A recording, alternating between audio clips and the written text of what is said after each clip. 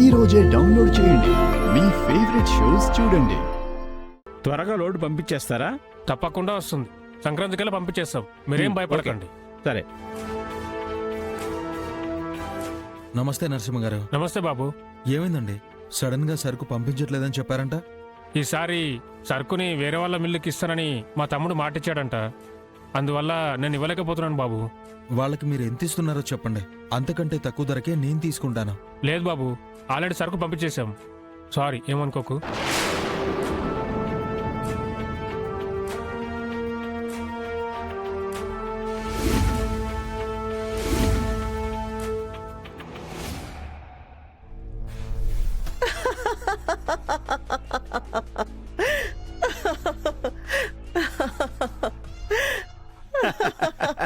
నువ్వు మామూలు దానివి కాదమ్మా, లోకాంతకురాలివి, కాలాంతకురాలివి.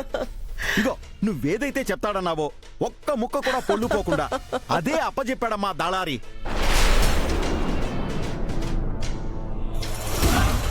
నేను అఖిల మిల్స్ కి కొత్తగా ఎండీని అయ్యాను. తెలిసింది బాబు. మీరు 30 ఏళ్లుగా మా మిల్లుకే సరుకు పంపిస్తున్నారు. అలాంటిది సడన్ గా ఎందుకు ఇలా చేస్తున్నారు? సరుకు పంపించడానికి కుదరదు అని చెప్పారంట. కొత్తగా మా భార్య తమ్ముడు అంటే నా బామ్మర్ది పక్క మిల్లుతో మాట్లాడి మంచి ఆఫర్ ఇప్పించాడు బాబు. అందుకే వాళ్ళకి మాటిచ్చేశాను. ఏమనుకోక బాబు.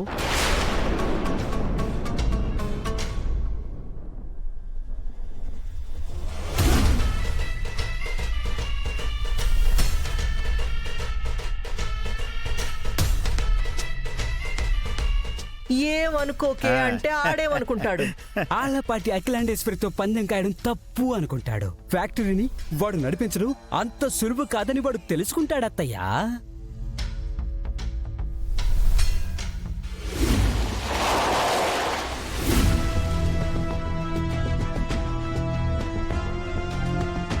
లోడ్ వచ్చినట్టుంది, వెనక్కెళ్ళి లోడ్ చూసుకోరా పోరా. నమస్తే అండి. ఏంటి బాబు ఇలా వచ్చారు? సరుకు గురించి మాట్లాడదామని. ఆ విషయం నేను ఫోన్ చేసి మేడం గారికి చెప్పాను కదా, ఆవిడ చెప్పలేదా మీకు? చెప్పిందండి, కానీ మీరు సడన్ గా ఇలా డెసిషన్ ఎందుకు తీసుకున్నారో కరెక్ట్ గా సమాధానం చెప్తారా? కరెక్ట్ గా ఆడెందుకు చెప్తాడు? నేను చెప్పమంది మాత్రమే కరెక్షన్ లేకుండా చెప్తాడు. అఖిలమ్మా, వీడికి వాడేం చెప్తాడు? నా ఫ్రెండ్ కొత్తగా మిల్లెట్టాడు, అందుకే నేను నీకు సిల్లెడుతున్నాను అని చెప్తాడు. లేదు బాబు, వేరే చోట అడగండి, మేము లోడ్ ఇవ్వలేము బాబు. సరే బాబు, ఉంటాను.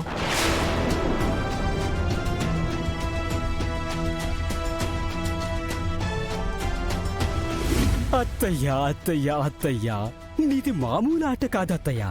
నువ్విప్పుడు ఆ వెంకీగడితో పక్కతో ఆడుకున్నట్టు లేదు.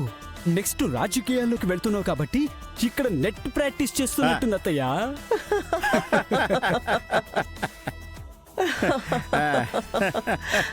హా.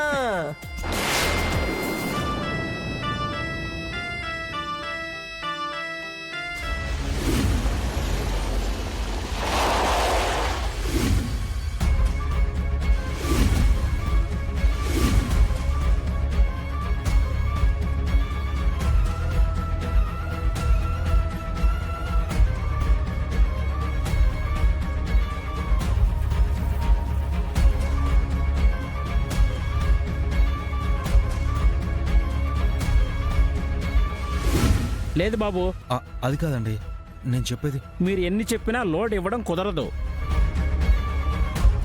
మీరు వెంటనే బయలుదేరండి. అది కాదండి, ఒకసారి నా మాట వినండి. వెళ్ళమని చెప్పానా బాబు?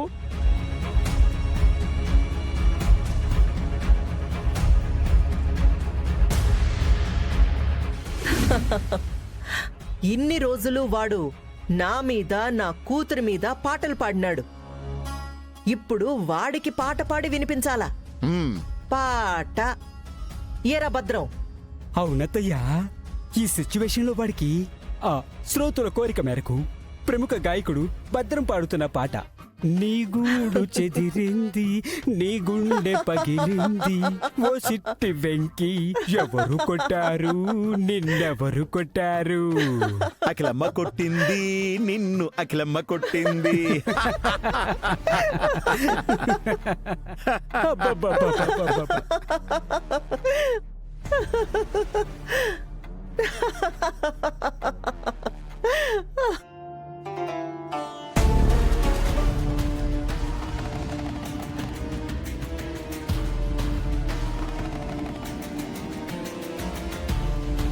మమ్మీ ఇవాళ ఆ పకోడీ గడికి పెద్ద షాక్ తగిలింది.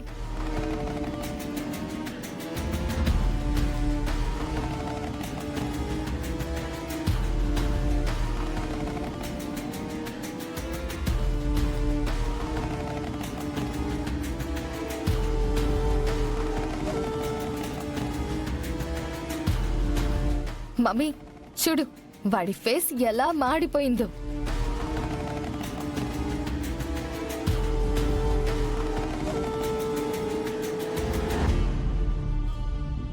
వినయ్, మమ్మీ విద్య యాడ్రా? విద్య ఎక్కడున్నావు? చెప్పండి అత్తయ్య. మీ అన్నయ్య మాడిపోయిన మొహం చూస్తా ఉంటే నాకెందుకో మాడుగుల హల్వా తినాలనిపిస్తా ఉండాదే. అది చేయడం నీకొస్తదేంటి? రాదత్తయ్య, నేర్చుకుంటాను. ఛీ, నీకేది సరిగ్గా రాదు, మీ అన్నయ్యకి పని పాట సక్కగా రాదు.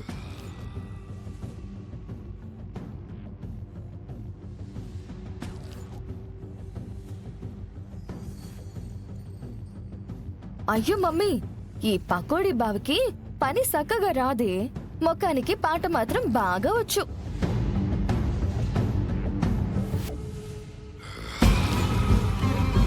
అవును, ఆ పాటలు పాడుతూ బలాదూరుగా తిరిగేవాడు. ఎండి సీటెక్కి కూర్చునేసరికి అటు రైతులు కానీ ఇటు దళారులు కానీ ఒక్కరంటే ఒక్కరు కూడా మీ మిల్లుకి ధాన్యం పంపమని చెప్పారంట కదా.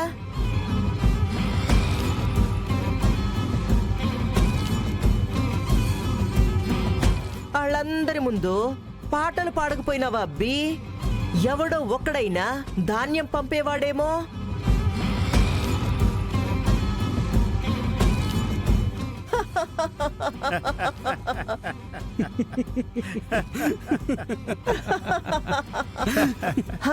బావుగారు, అఖిలమ్మా,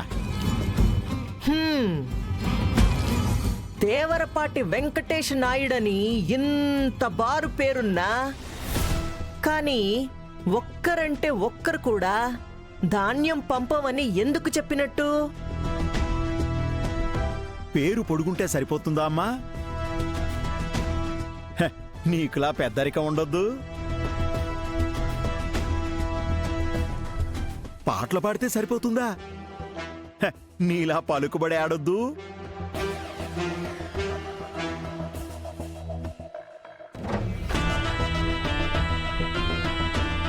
రైతుల దగ్గర దళారుల దగ్గర 30 ఏళ్లు నిలబెట్టుకున్న నమ్మకం అమ్మా నీది. 30 రోజుల టెంపరీ ఎండిఏగా వాళ్ళు మాత్రం కోట్ల సరికి ఎందుకు పంపుతారమ్మా?